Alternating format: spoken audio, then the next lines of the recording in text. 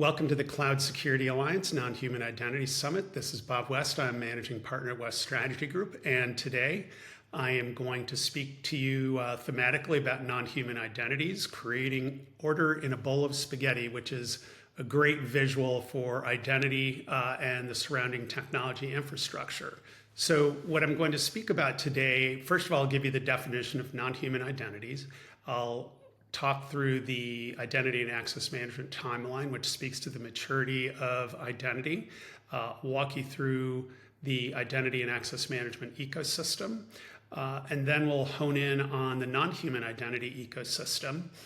I'll speak to the threats that we face, the impact of those threats, how we should be addressing non-human identities, and we'll come to hopefully a graceful conclusion at the end. So let me start about telling you about non-human identities and think of all the technology infrastructure that we've had in the past and the fact that technology has evolved. There are a large number of companies that are spinning up workloads and related infrastructure in clouds. So think of all the digital credentials that are assigned to all of these machines and services, applications, and managing identity is hard, and non-human identity is one thing that has not been in control as well as it should be in enterprises in a very broad context. And so I'll speak to this a little bit more detail, but I think the important thing to understand is that non-human identity is tied to machines or applications. It manifests itself in automation, protecting API keys with monitoring tools. And as I was saying before, things continue to get more and more complex. And so what we need to be doing is understanding what the state of affairs is, where non-human identities are. And the ideal scenario is that we have centralized control over non-human identity. So in going through the identity and access management timeline, and just to back up a little bit and tell you about my background, I've worked in cybersecurity for about 30 years. I have had a combination of enterprise roles. I've done consulting and worked in product roles. And back in my enterprise roles, we implemented our first identity solution in the late 1990s, 1999 to be more specific. And as this diagram shows, Novell was one of the prevalent directories at the time. Active Directory was about to come on the market. And in the early 2000s, there was a big push in terms of implementing web single sign-on. Most enterprises began to purchase Active Directory, and so that was their source of truth for where identities are stored. And at that time as well, there were early cloud applications like Salesforce that came to market. In the early 2010s, the next generation of identity solutions came to market that allowed organizations to manage not just traditional infrastructure, but also identities in the cloud. And that was a really significant event because that allowed organizations to move to the cloud, not just in terms of doing either lift and shift or writing native applications in the cloud, but also being able to have comprehensive control over identities in a very broad context. And now we're dealing with things like anything from bring your own disaster, the wonderful world of artificial intelligence, or more specifically, generative AI has come to market. And as I was telling you early, most organizations are implementing cloud infrastructure, workloads, virtual applications in the cloud. And so the impact of that is not only do we have a more complex environment, but we have a much larger number of identities, and more specifically, a geometrically growing number of non-human identities. So that's how identity has evolved. This is a traditional diagram of identity and access management, and this is what most organizations look at the broader identity ecosystem. So if you look on the left side, there are authoritative sources of identity. It could be a payroll system, a human resources system, external systems, especially when there are a large number of contractors or infrastructure is outsourced. In the middle, you'll see that on the top, there are governance systems that report on the state of affairs of identity, allow organizations to certify access, and monitor what's happening across the board. Caveat on that is that most traditional systems monitor the state of affairs and identity after the fact, which is changing in the latest generation of identity solutions. In the middle of the diagram that's in the middle, you have the identity management systems. Directories are traditionally the repository for identities. There's provisioning solutions, there's entitlements. So once you get in the door, what can you actually do? There's hopefully management of roles. And mileage may vary based on what organization you sit in, but that can have a very large variable in terms of the level of maturity. And then there's the access management systems such as Web Single Sign-On. There are physical access management systems that in some cases are tied into identity solutions. There's privileged access management. So think of all the identities that can make changes in operating systems, applications, and hopefully not everyone has privileged accounts. Then there's credential management. Similarly, there's credential repositories. There's the broad concept of credential management. And then there's federation. So sending credentials from one environment to another. And then finally, there are the endpoints. It says agency endpoints because ICAM, Identity, Credential, and Access Management, was created in the federal government. So think of, in addition to agencies, enterprises or departments. But there's all these things that have to be managed, anywhere from cloud applications, public or private networks, devices, email systems, and facilities.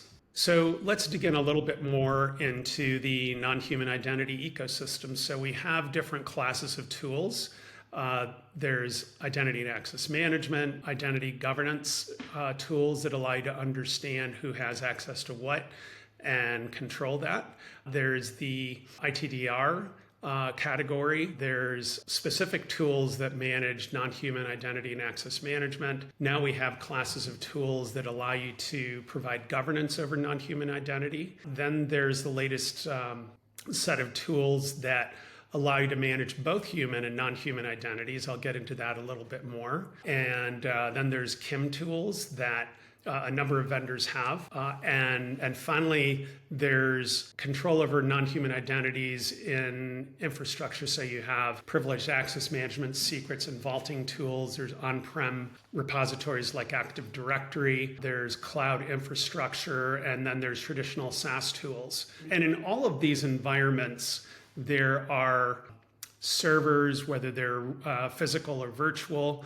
There's a lot of infrastructure where identities need to be managed, including SaaS applications. Why don't we speak about the threats that we're facing right now? And these for the most part are not new threats. However, they've evolved, and I think that's the important point to take from this slide. So we have the traditional nation states. The typical adversaries for us in Western countries are the Russias, China's, North Korea's, Iran's. That's evolving, but those are the major ones that we've been dealing with. We have organized crime in a very broad context, and as far as I know, they're not wearing the big hats and trench coats like the picture in the middle. We have corporate espionage, which doesn't get a lot of attention, but it is prevalent and it's something that we need to be aware of. Certainly in the last few years, we've begun to deal with ransomware attacks. And that is one of the really significant issues that's plaguing most organizations. And with the advent of generative AI, there's AI-generated attacks. And you have to make the assumption that adversaries are using some form of AI, whether it's traditional or generative AI or a combination of the above, which means they're going to be much more efficient in doing their job. And so for us as people that are protecting corporations and enterprise environments, we need to be keeping up with the Joneses, if you will. And so we need to be implementing tools that either use generative AI or address attacks that are happening. So what's the impact of all of this? So, the basic things that most people understand is financial and reputational damage. And it really varies based on who you are and what profile business you are. I can tell you out of personal experience, addressing attacks can vary wildly from a financial impact perspective. But about 5 years ago, I did an engagement with a company that had a severe ransomware attack. And we estimated that in year one, there was a mid-9-figure financial impact, which varied from loss of customers to litigation to regulatory fines. Most people that are managing security for an enterprise, they understand the technical issues and technical impacts. But there's a significant impact from a regulatory perspective when there is some sort of attack. You need to be concerned with privacy legislation. Even if you don't operate in Europe, you more than likely need to understand and address GDPR, the General Data Protection Regulation that the EU uses. There are legal implications to attacks, and so those need to be addressed. And the ideal scenario is that you're working with your general counsel, perhaps external counsel, to make sure that legal risk is minimized. There can certainly be impact to business operations. In the case I was telling you about, my client had limited ability to operate for about a week. Based on the profile of the business, that could be catastrophic, or it could be something that's a heavy lift and can be addressed over time. But either way, it takes a lot of calories to address these things. And then there's customer attrition. If customers don't perceive that you're managing an issue or you're managing applications, identity, infrastructure in a commercially reasonable way, they will more than likely start to look for alternatives. And I love this visual on the right-hand side, the child that has a crazy bowl of spaghetti and a mouthful of food in front of them, which, by the way, is what I look like at the end of a meal. But think of that as being a good analogy for not just infrastructure, but identity and how you manage it. How do you address non-human identity? So here are the basic principles that apply to managing identity. So first of all, the ideal scenario is that you're using unified identity and access management systems. The ideal scenario is you have one place to go to manage all things identity. The challenge that a lot of organizations have is that they are running on first generation or maybe second generation identity tools. And as a consequence, they have a fractured infrastructure. So you have this broad set of tools. The challenge with that is it takes a lot of effort, so you need more people. You also have multiple systems that need to be used to manage identity. And as a consequence, it's easy for things to slip through the cracks. So managing identity can be a challenge if you're using a broad set of tools. So ideally, you're working with as small a set of tools as possible. Adopting multi-factor authentication in a very broad context is going to help the organization protect itself from attacks. So think of someone's trying to attack and penetrate an organization. If you're just using IDs and passwords, it's much easier for an adversary to gain access to infrastructure or a particular system that they may have in mind to penetrate. Whereas if you have multi-factor authentication, it's much, much harder for an adversary to penetrate an environment. The next thing that you need to do is use governance and administration tools. So the ideal scenario, again, is to have centralized control and centralized policy over the management of identities.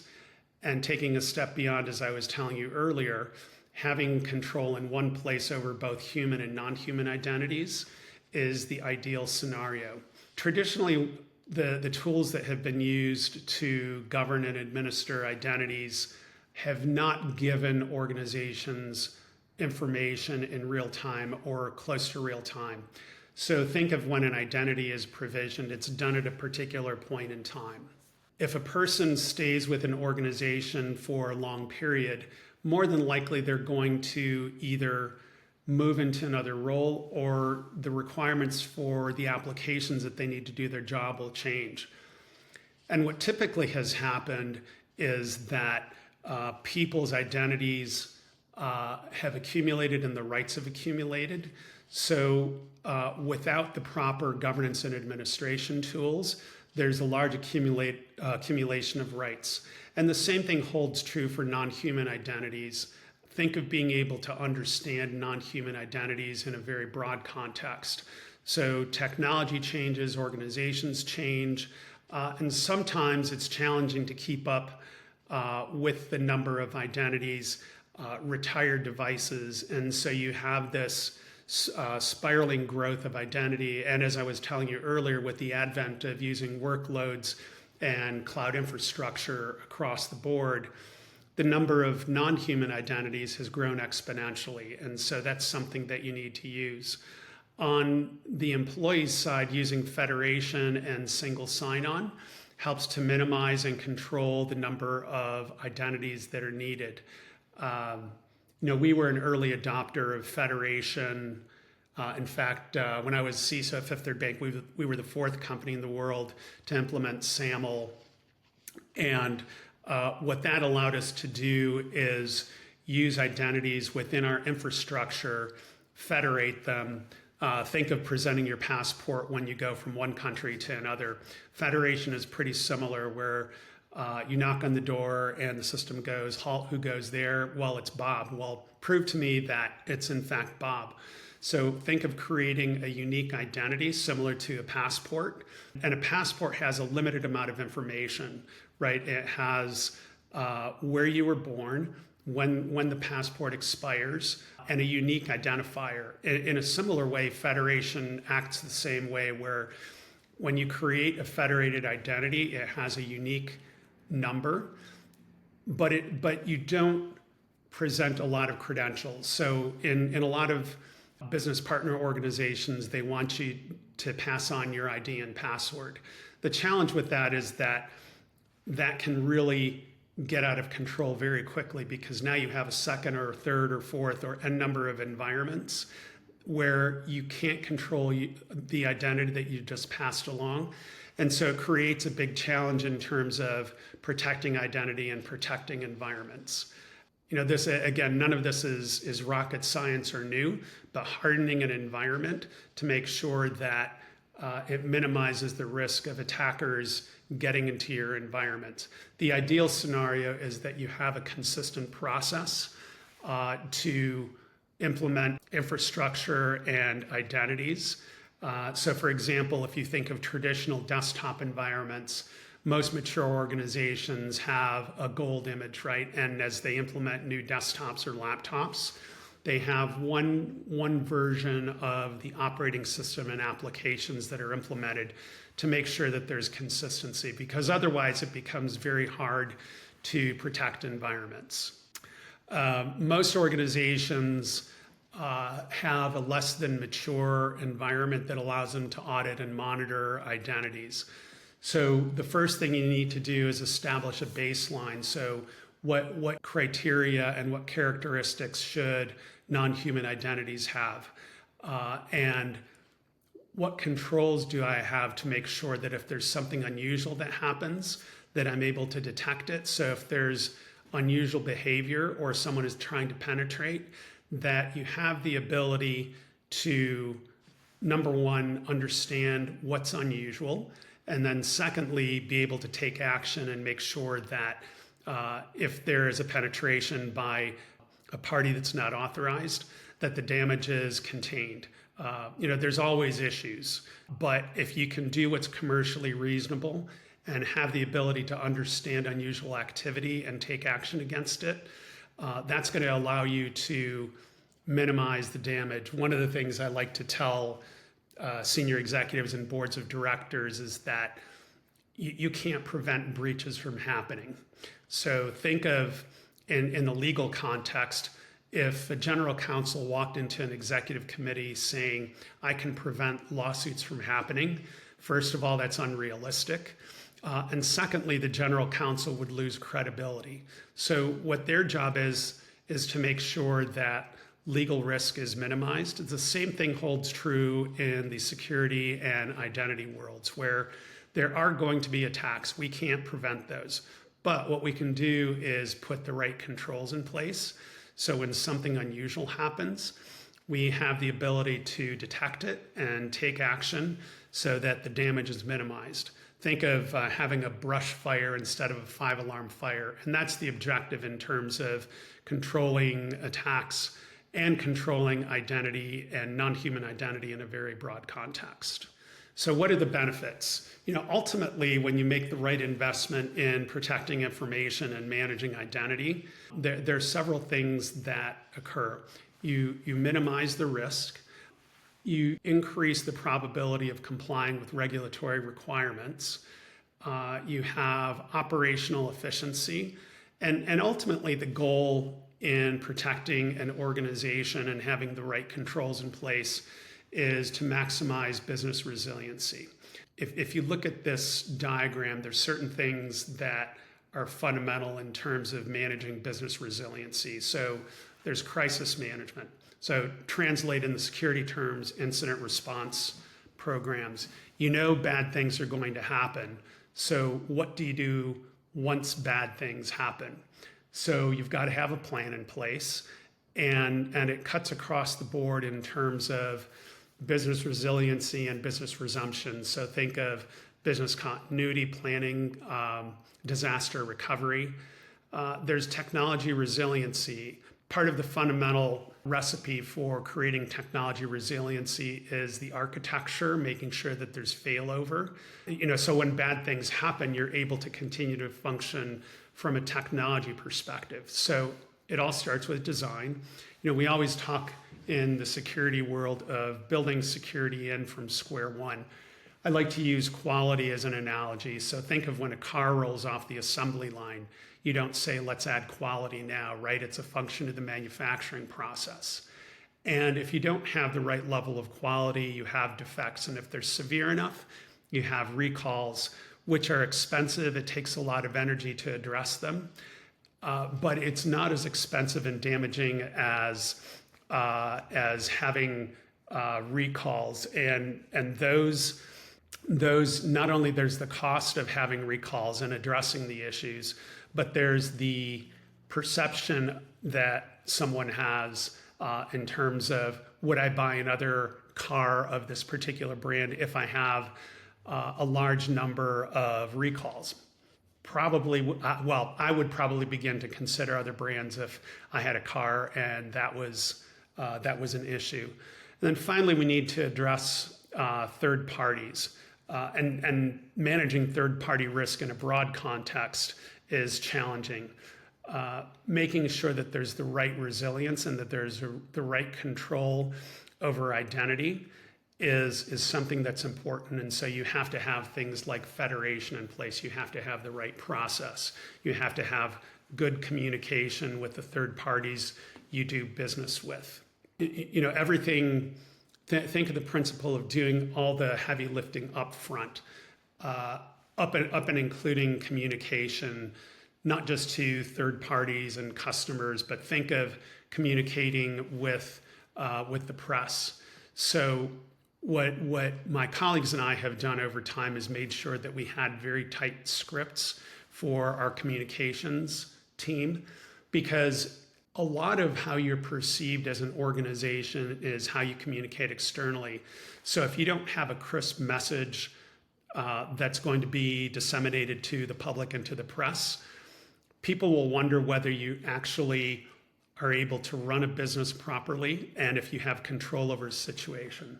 So all of this comes down to having the right balance of people, process, technology, communication, and making sure that when there's an issue, that you have the ability to communicate and conduct business with as little effort as possible. So I would leave you with the following. First of all, managing identity is complicated. Most organizations, when they think about identity, they don't take non-human identity into account. So that's one of the basic things that you need to do. Traditional identity and access management tools were not designed to manage non-human identities.